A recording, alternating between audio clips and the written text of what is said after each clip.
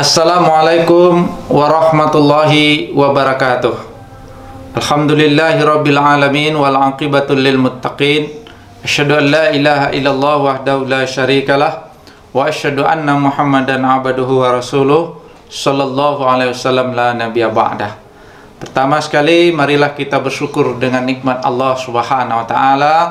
Pada kesempatan kali ini Allah masih memberikan hidayah, mari memberikan kesehatan, masih memberikan kekuatan iman kepada kita, sehingga kita dapat melaksanakan ubudiyah kepada Allah Subhanahu wa taala. Yang kedua adalah salawat salam, marilah kita doakan semoga disampaikan oleh Allah kepada junjungan besar kita Muhammad sallallahu alaihi wasallam. Allahumma salli wa sallim ala sayyidina Muhammadin wa ala ali Rasulillah ajma'in. Kaum muslimin dan muslimat yang dirahmati oleh Allah, sebelumnya kita sudah membicarakan, kita menampilkan bagaimana sesungguhnya pemahaman kita tentang zakat itu. Zakat bisa kita lihat dari aspek hukum, adalah merupakan kewajiban yang mesti kita jalankan dan kewajiban yang harus kita tunaikan dan harus kita bayarkan. Dan zakat juga memberikan dampak sosial di tengah masyarakat, yaitu yang kita kenal dengan dampak ekonomi. Di dalam kajian ekonomi kita mengenal ada yang disebut dengan value added, yaitu nilai yang bertambah. Maka sesungguhnya zakat yang kita berikan, dia juga akan memberikan dampak secara ekonomi terhadap nilai tambah yang dimiliki oleh orang-orang yang berzakat. Secara keyakinan, secara akidah, kita sudah punya keyakinan bahwa Allah akan menambah harta orang-orang berzakat. Lalu bagaimana teori ekonominya sehingga kita bisa menjelaskan secara baik bahwa zakat itu sesungguhnya akan menumbuhkan terhadap ekonomi orang-orang yang berzakat itu sendiri. Yang kita kenal dengan value added, nilai tambah yang akan diperoleh oleh orang yang membayar zakat. Kaum muslimin dan muslimat yang dirahmati oleh Allah, bagi orang-orang yang mengeluarkan zakat, maka sesungguhnya dia juga akan memberikan dampak sosial terhadap dirinya. Seorang kaya, seorang yang dia itu punya kemampuan, lalu dia memberikan zakatnya, maka ini akan mengurangi apa yang disebut dengan kesenjangan atau kecemburuan sosial. Kalau ada orang-orang yang dia sering berzakat di tengah-tengah masyarakat, lalu dia lewat di jalan raya, mobilnya rusak, lalu orang akan ingat, nih bapak ini kita perlu bantu. Kenapa? Dia telah menunaikan dan memberikan sebagian hartanya untuk kita. Tapi sebaliknya, ketika kita memiliki harta yang banyak, kekayaan yang berlebih, lalu zakat tidak kita berikan, maka ketika kita akan jalan lewat, orang akan hanya melihat bencana dan melihat apa yang kita lakukan saja. Dia tidak akan sulit untuk memberikan bantuan, apalagi dia tahu kita orang yang mampu dan kita juga orang yang punya kelebihan, tapi tidak pernah peduli terhadap masyarakat yang berada di keliling kita.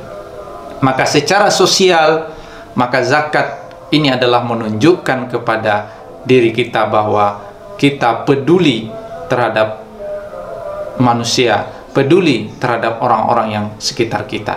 Maka pada saat ini dengan musibah yang ada ini, maka sesungguhnya kepedulian kita ini juga bisa kita wujudkan, bisa kita implementasikan ketika kita membayar zakat sebagai sebuah kewajiban yang harus kita bayarkan kepada orang-orang yang berhak menerimanya.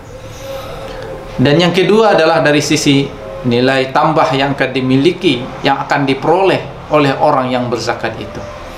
Secara sederhana bisa kita contohkan bahwa seorang dia perusahaan yang memiliki pegawai, lalu dia memberikan zakatnya kepada pegawai-pegawai yang kurang mampu, maka para pegawai itu akan merasakan memiliki terhadap perusahaan itu, sehingga dia akan berusaha semaksimal mungkin bagaimana perusahaan ini tetap akan maju.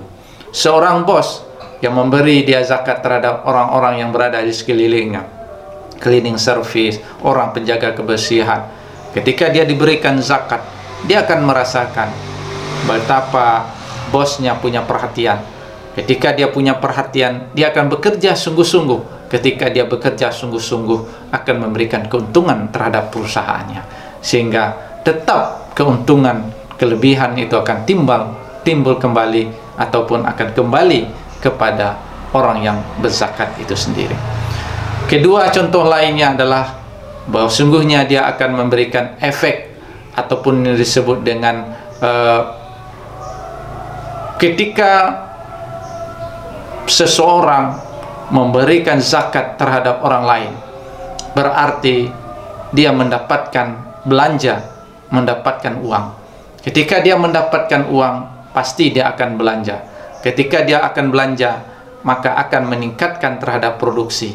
Ketika meningkatkan produksi, tentu tetap akan menambah kekayaan orang-orang yang berzakat sebagai orang-orang yang memiliki modal. Nah, secara ekonomi, putaran-putaran ini bisa kita nyatakan bahwa sesungguhnya orang yang berzakat, ketika dia adalah seorang yang memproduksi atau produktif, ketika dia menyerahkan zakatnya kepada orang-orang miskin akan belanja. Ketika dia belanja, maka meningkatkan produksinya. Ketika meningkatkan produksinya, akan mendatangkan keuntungan terhadap dirinya. Maka dari putaran secara ekonomi seperti itu, kita melihat bahwa zakat yang diberikan itu akan memberikan kepada nilai tambah yang dimiliki oleh orang-orang yang berzakat itu sendiri. Kaum muslimin dan muslimat yang dirahmati oleh Allah. Dan yang ketiga adalah dampaknya zakat ini sebenarnya adalah konsepnya adalah sebagai pengendali terhadap orang-orang yang suka untuk menghimpun dana ataupun menyimpan dana. Ketika Allah Subhanahu wa taala memberikan nafsu terhadap orang, maka sesungguhnya dibatasi, dikendali dengan puasa Ramadan. Ketika Allah Subhanahu wa taala memberikan harta kekayaan kepada orang, supaya jangan menumpuk-numpuk harta kekayaan itu, maka Allah Subhanahu wa taala mengendalikannya dengan zakat. Karena kita tahu bahwa orang-orang yang sudah punya kelebihan harta, maka dia harus mengeluarkan kos tambahan, yaitu dalam bentuk zakat, kewajiban yang harus dia bayarkan. Sehingga kalau seandainya dia menumpuk hartanya, dia punya dana 100 juta pada tahun ini, lalu dia tumpuk terus menerus, akan selalu berkurang dengan pembayaran zakat yang harus dia bayar per tahun. Maka oleh sebab itu, zakat itu adalah mengendalikan sebagai orang supaya jangan menumpuk-numpuk hartanya, supaya dia bisa untuk mengendalikan hartanya, lalu dia menginvestasikan kepada yang lain. Jadi ketika kita hubungkan, kenapa Islam melarang orang terhadap riba? Karena riba sesungguhnya menghambat terhadap investasi.